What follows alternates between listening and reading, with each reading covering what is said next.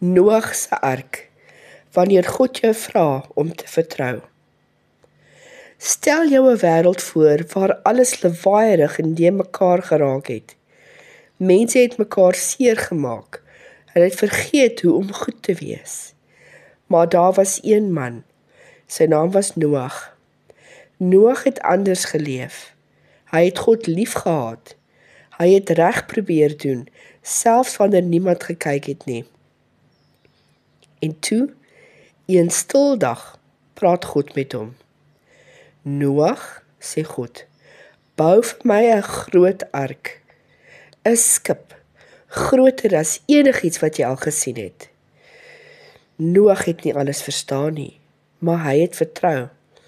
Hy het begin bou. Mense het hom uitgelag. Hoekom bou jy 'n skip hier?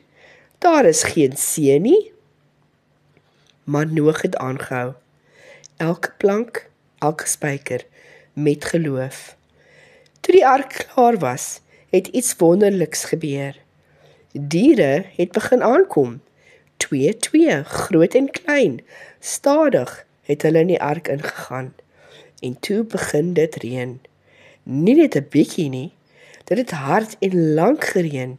Die water het gestyg, maar binne in die ark was Noag en die diere veilig. Dae het verbygegaan. Die wêreld was stil. En toe, eendag, het die reën opgehou.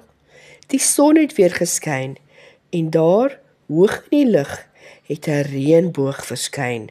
God se belofte, 'n teken van hoop. Die ark het oopgegaan, die diere het uitgestap en 'n nuwe begin het begin. Miskien voel jou wêreld soms ook deurmekaar. Miskien is jy bang. Maar soos Noag kan jy onthou, God is altyd by jou en sy beloftes hou vir altyd. Amen.